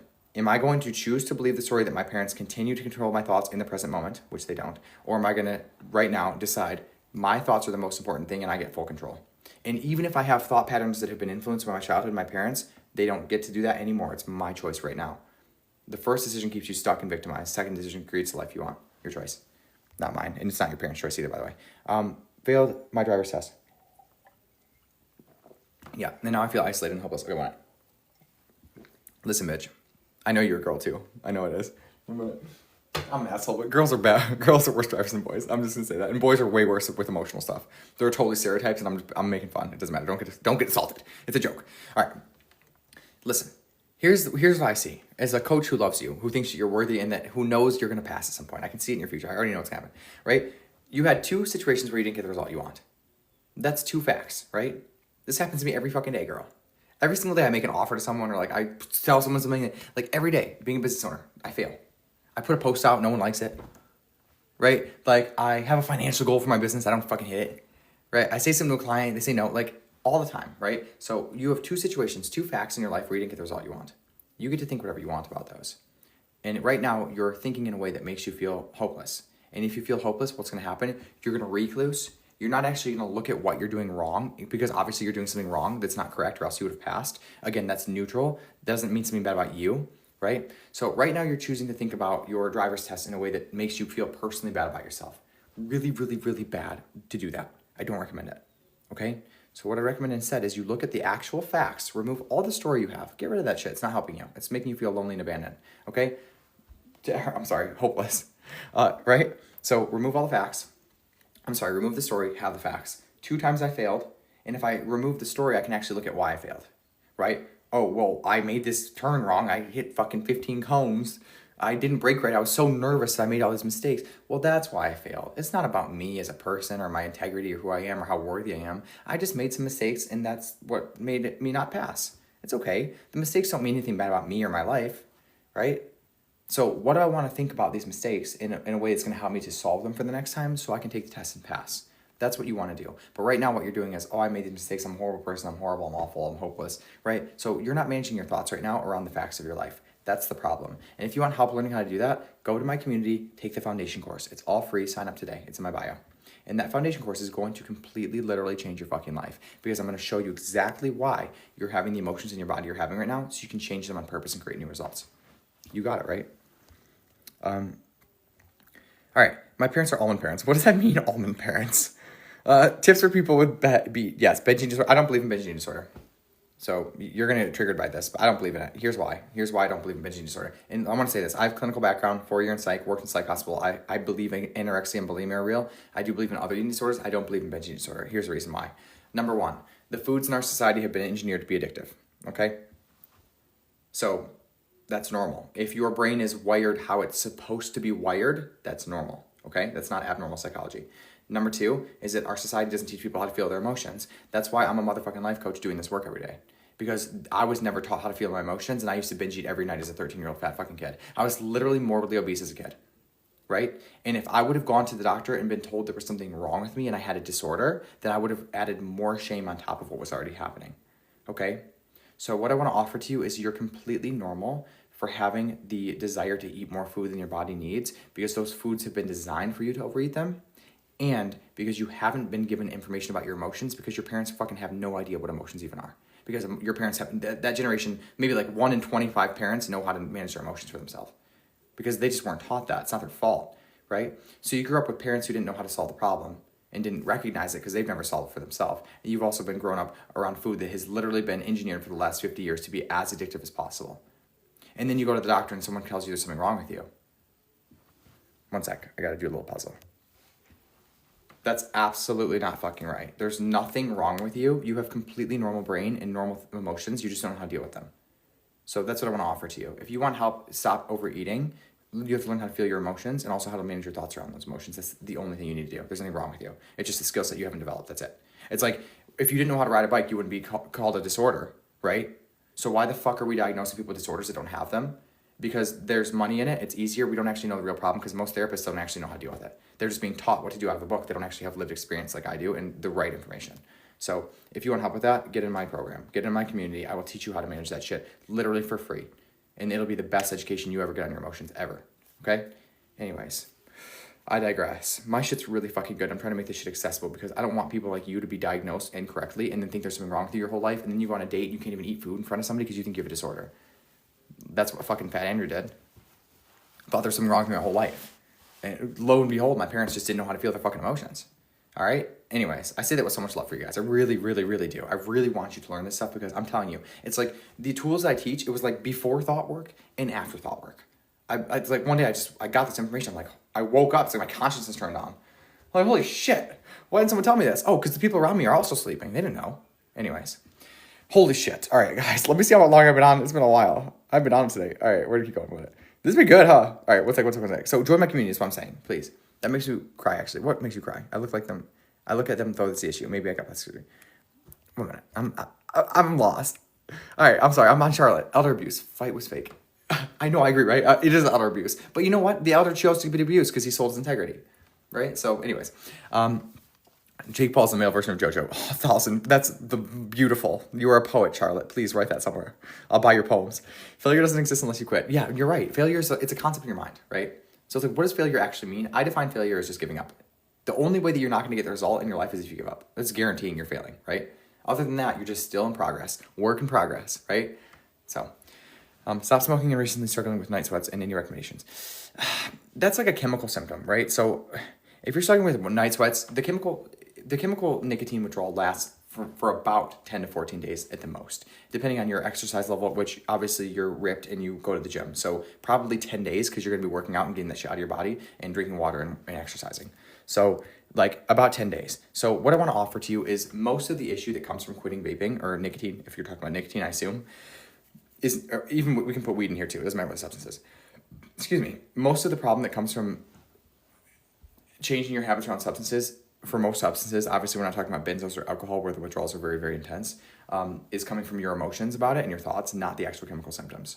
So if you're in bed at night sweating and you're thinking, oh my God, this is horrible, I can't deal with this, this is horrible, awful, I'm never going to end, like that actually is going to create so much havoc in your life, as opposed to you just saying, this is uncomfortable, I'm sweating at night, my body's rebalancing itself, it's okay, I'm healing, I'm going to get through this, right? So the way that we think and feel, because our thoughts create our emotions, about the withdrawal is more important than the withdrawal itself, okay? My recommendation for you, if you're having withdrawal symptoms, is always to try to manage your thoughts and your emotions around it. And if they're really bad and like horrific, then you can go to like a clinician and maybe they'll get you on like nicotine replacement. But I don't think taking nicotine makes sense to get off nicotine. It just never is a vibe with me. And I tried it for 2 years. It didn't work. Trying to quit, because that wasn't the actual problem. Trying to quit smoking, but everyone around me is, and I can't stop. Yeah, go to my podcast, Ethan, the Quit Vaping Podcast. Best podcast in the world for this question. It really is. It's all free. Go check it out. And then if you still need help, even if you want to do it today, join the community I have. And it'll help you. I'm teaching people how to live their best lives, literally. I don't care what your problem is. It doesn't matter. Community's for everyone. I'm teaching everyone the foundational tools. Every week I'll do a workshop. Okay. My life feels like it's falling apart. Failing, ultrasound school, running out of savings, workout. Riley, listen, girl, do not think thoughts like that. My life is falling apart. Okay, because listen, I could find proof of that right now too. I'll give you all you want my deets? You want my fucking deets so you don't feel so lonely and like a loser? I got you, don't you worry. I'm a life coach, right? Like I'm calling myself a life coach. I'm 29 years old. I've been doing this for 3 years. I've been doing this for 3 years, and this year I moved back in with my parents, right? I was able to live myself for 2 years, but I moved back in with my parents this year, right? The likes stop, I love it. Like, right? Who gives a shit, right? In addition, I am single, and I'm almost 30 years old. I'm 30 in April, and I'm trying to make a business, and the people around me are getting married and having houses, and like I'm here. So like you could always find reasons to say that your life's falling apart, and you can always find proof for that. It's just not going to serve you, so I don't recommend doing that. It's a bad use. You purchased a subscription. How'd you do that, Aunt Megan? Thanks so much, girl. I didn't even know you could do that. I hope it wasn't that expensive. Join my community, Aunt Megan. I'd love to have you there. I'll give you so much value there. Aunt Megan, join my community. Thank you, girl. I hope whatever you need, let me know. Now I feel like an indentured servant. I'm just kidding. Okay, so anyways, Riley, what I want to say is like, if you have a thought that's making you feel horrible about your life, write the thought down and question that shit. All right? There's nothing wrong with you. It's okay that you don't have money saved up. It's okay that you're single. I have both those things going on right now, right? And as of recently, my business wasn't going that great. It's okay. It's okay. Like, I just don't look at the facts of my life anymore and make it mean something bad about myself. That's the work of your life, right? So, and when you stop making your life mean something bad about yourself, you can actually solve the problems. So it's like, when I don't make it mean that my life's falling apart, that I'm not doing good in school, I can actually look at why I'm not doing good at school. Just like the driving exam thing, right? When I'm not catastrophizing about the fact, I can solve to change the fact, okay? You haven't died yet. How can you be a life coach? You haven't done a full course. You're funny. I'm not a death coach, honey. I'm in the thick of this life thing. Why? Here's a question for you, genuinely. Why do you have to be having done a whole entire life to be insightful and like wise? You know what I'm saying? Like what? And to help people. It's a thought I used to have. I think it's a stupid thought. But like therapists haven't died yet, so should nobody help you with mental health? Lawyers haven't died yet, so should they not help you with law until they're like? I get what you're saying, but it's silly logic. Oh dang! I thought it was on your community. No, it's okay. Hey, girl, I appreciate the $6. Listen, you made my fucking day. Even though it was an accident, you made my fucking day. I just want to say that. My community is my bio. If you go to the link and join the community. If you want your $6 back, I'll give it to you. I'll figure out a way to do it. But I will take it if you're okay with it. I don't care either way. It's okay. I'm not trying. So sorry. I didn't know that was a thing. Lucas, you're a great man. Thank you. But thank you, Aunt Megan. I genuinely appreciate that. And you'll get so much more value out of the community than $6. So like, just cancel the subscription after that. Can you? And I'll try to get you free stuff. And if you want coaching, we can always look at that later. Can you explain how somebody with commitment issues may act and feel in relationships? Ooh, yes, but I don't, is this for you or your partner? It's a question I want to ask you. Okay, if somebody has commitment issues, then, this is hard because it's so subjective. What does commitment issues mean, right? Did they have trauma? Like, what are they actually, it's so subjective. I actually think the term commitment issues is like, it's so subjective. I don't even know how to, you almost stumped me. I don't get stumped very often. Somebody with commitment issues may act, well, I mean, it's like really obvious, right? If somebody has commitment issues, they're gonna not commit to you. They're gonna self-sabotage. If they feel intimate and they get scared of that intimacy because it leads to them having long-term emotions, they're gonna run, right? So they might take something that's perfectly beautiful and ruin it and convince themselves that they have to ruin it because it's not right, even though it could be right. I guess that's how I'd answer that question. Thanks, Aunt Megan. I do appreciate it, girl. How do I make peace? I don't want to get off soon, guys. How do I make peace with my past decisions that basically came back to affect me now? Your past decisions never come back to affect you. Does that make sense? Like, your decisions that you made in the past can't affect your mental and emotional state unless you let them, right? So that's what I want to say is like, you have complete control over that. So let's say way back in the day, I cheated on a test. I'm thinking of how to, one sec. Give me the situation, man, because it's too subjective. Give me a situation, we'll talk. Is it normal to go through a rage phase after a breakup? Yeah, probably. It's just normal emotions, right? But notice that the rage phase is because you're hurt underneath the surface. Whenever you're angry, it's because of other emotions beneath the surface, right? So you're actually going through a hurt phase, and it's manifesting as a rage phase because rage feels more protective than hurt. But if you want to actually heal, you're going to have to dive into the hurt. Or else you're just going to be angry, and you're going to carry that into future relationships. It can't be in a job or relationship more than a month or two.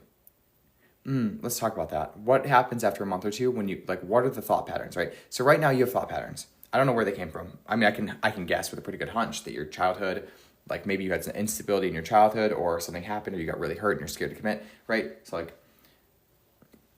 that's a specific commitment issue, right? So what's happening is 1 to 2 months in, the normal thought patterns come up, right? What really happens is normal emotional patterns come up. So what you're having is like 2 months in emotions. commitment, it's getting serious, it's getting long-term, you freak yourself out. So there's a thought emotional pattern coming up, that's the problem. Make sense? So what I want to figure out is what is the actual thoughts and the emotions you're experiencing, and you have to learn how to do self-introspection or get coaching on that, okay? Steelers money line, right? I don't know what that means. I have no idea what that means. If that is a football reference, Liam, I am just not the right gay for that. There are gays in the world who know what you're talking about. I'm not one of them. I'm one of the most uneducated people in the world in sports. I'm just horrible. I hate to be like that, but I have no interest. I'm like, I've tried to force interest before. I'm like, why? Why am I forcing interest? So I'm so sorry if that was a sports reference. I'm just so bad. I was a shortstop in baseball. They put me there because I was left-handed. Horrible mistake.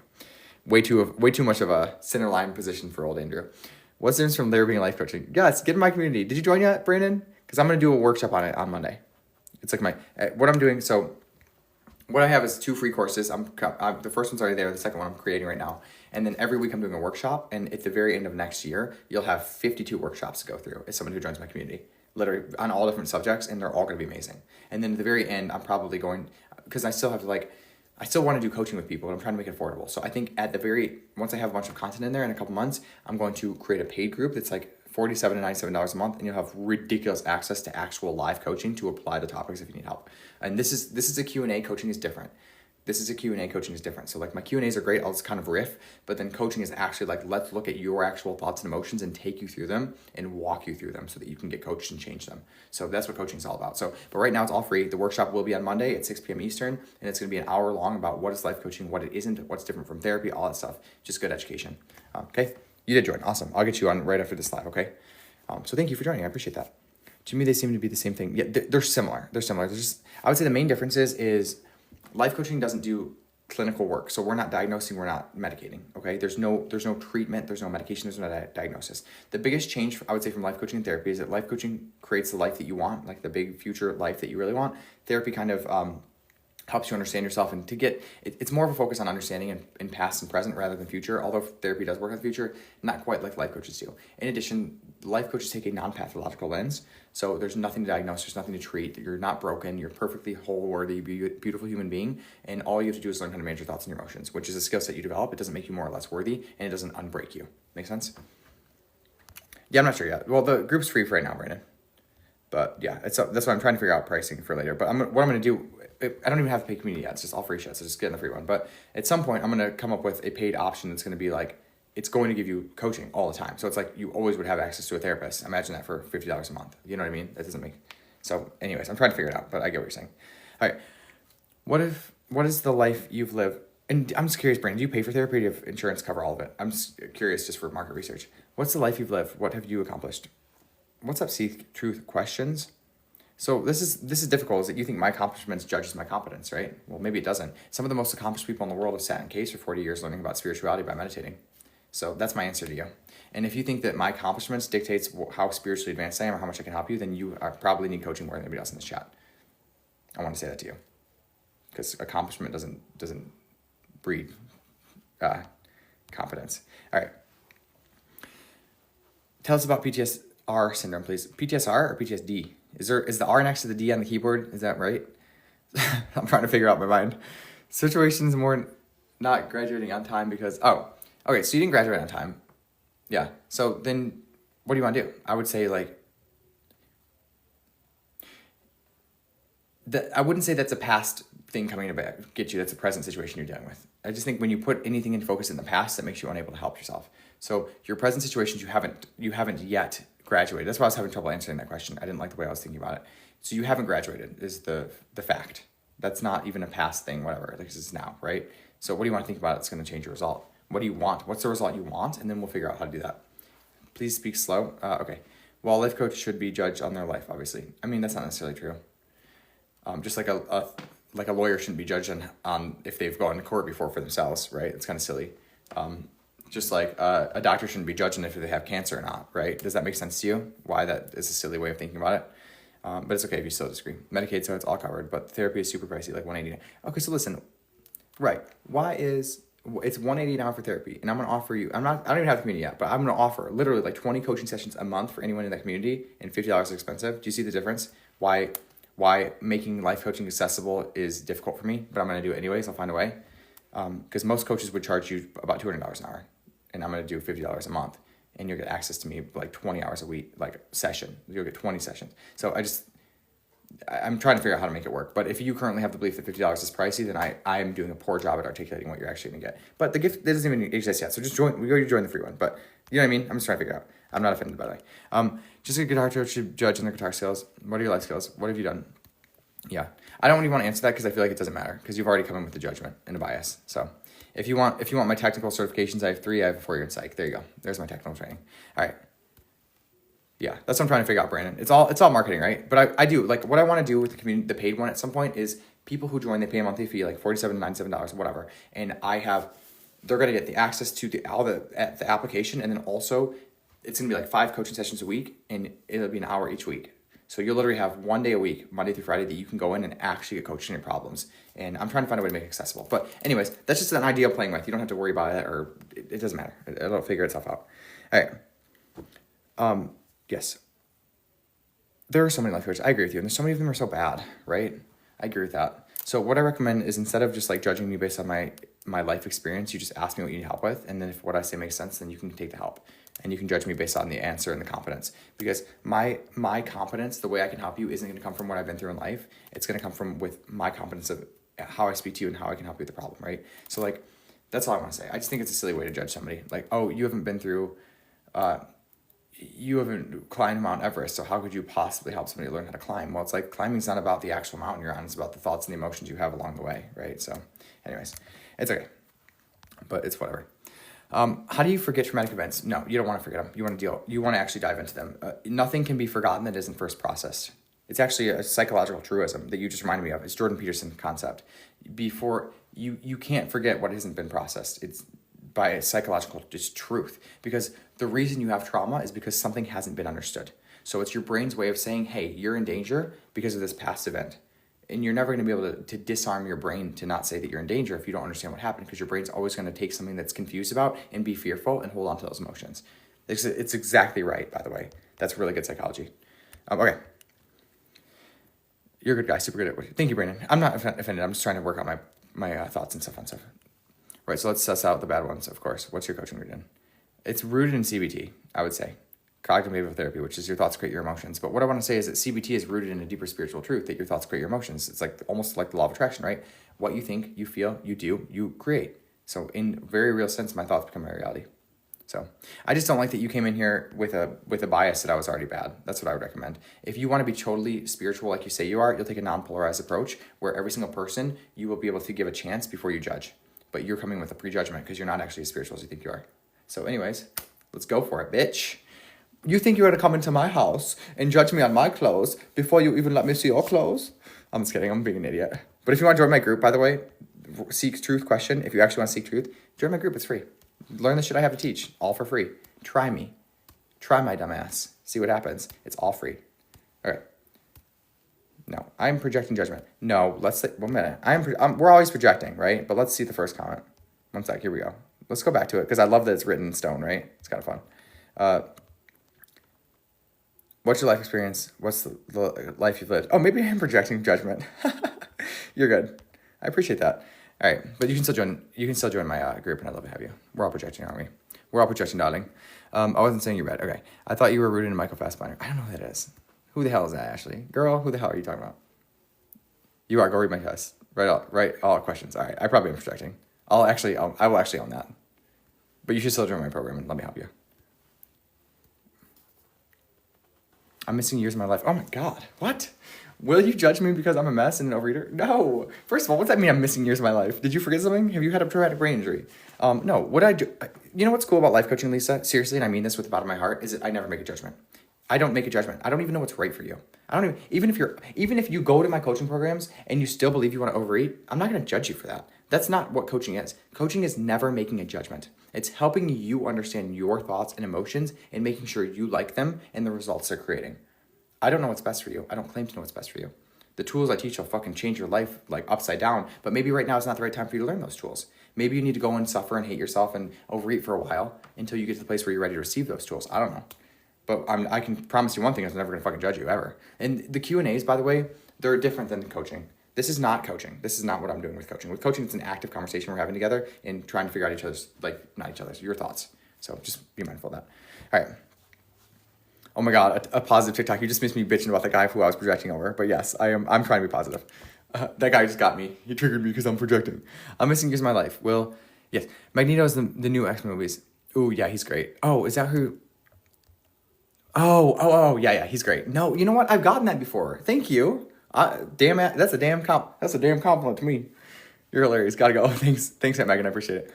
I joined your community. Yay! Thank you, and thanks for the $6. I'm sorry that was a misunderstanding, but I really do appreciate it. If it means anything to you, why do you pay more attention to negative comments? I just do sometimes. It's kind of fun. So usually I do that because I think I can teach off of them, but that was actually my projection. That's my bad. Finally, a positive TikTok. Yes. Thank you. Okay. Yes. How does one become a life coach? Whatever you claim you can help people with, actually be able to do it. So what I recommend is get the help yourself, and then if you want, you can teach it because you've done it. I don't think you're judgy. I think you're for a person who speaks. Yeah, I do. And I'm not judgy. I'm really never judging. And even the people that come here that I think are being hateful, even if they're not, I'm always having fun with them. I doubt that you're even a legit life coach. Well, that's okay, Maria. I doubt that you're even a legit Maria. What's that even mean? Right? What's it even mean? And I have a question for you. What's a legit life coach? What's that mean to you? What's legit mean to you? What's the word life coach mean to you? Those are so subjective. So have I helped anybody in this chat? Will you guys just let me know? Anyone has gotten to receive any help from today? Some of these lives I've seen are so bad these days. Yes, you're great. Thanks, Lisa. Thank you. So there you go, Maria. If one person got help, then I'm a life coach. So I don't know what you're thinking and believing, but I don't believe those thoughts, and that's why I'm not being so negative. Some of the lives I've seen are just so bad these days. I was watching, one called All Men Bad. No, that's so polarized. Even with my stuff, I'm not polarized. Even if you want to keep smoking weed and doing drugs, it's not my responsibility. It's not my choice what's right for you. I'm going to come in with a non-polarized view. And that's the view that you want with a coach. Thanks, Lisa. I appreciate that. I just wanted Marina to be like, Maria over here, be all negative to me for no reason. Do you believe that anxiety can be an old part of you? Oh yeah, for sure. I think most of the emotional patterns are from how we were raised, but at the same time, it doesn't matter where they came from. The solution is always to learn how to get into them and to process them properly without making them a problem, and to find the thoughts that are creating them. So yeah, I think I love the positivity Americans have. Good. I'm sorry that, I try to be. I lived in Spain for a year too. They were pretty positive over there. Well, they're a little cynical towards Americans, understandably, because Americans are like, this is the best country in the world. I love Spain. It was great. Okay. But yeah, we try. It's not false. By the way, I think a lot of Americans are toxically positive. I think that I'm just spiritually positive. I have beliefs that make me actually believe that the world's good and we're all good. All right, guys, I gotta go. It's been too long. It's been an hour, 26 minutes. Seriously, thank you for being on here.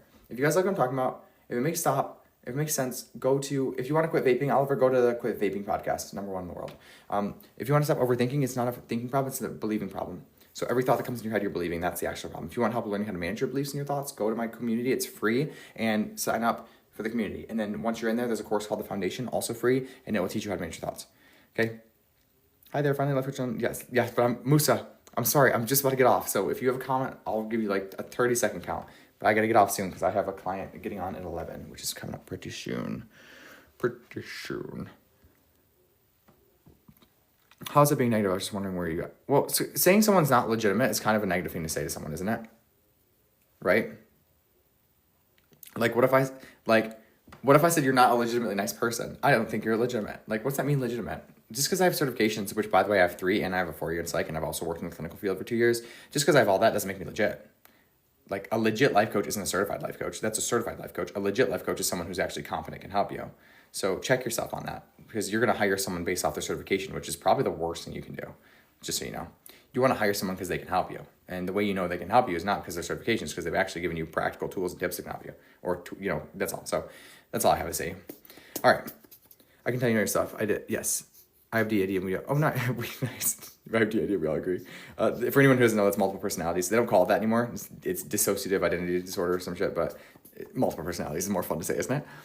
Then I'll follow you. Yes, it's okay. Musa, go to my community. It's free. And then you sign up, you get a free course called The Foundation. It's gonna teach you everything. I'm creating a second course right now for free. It's gonna be called How Your Brain Works. So once you get in, you get 2 free courses. Foundation, How Your Brain Works. Every week I do a free workshop. Get in. That's what I recommend. See how much you know? Yes. All right, bye guys. Thanks for being here.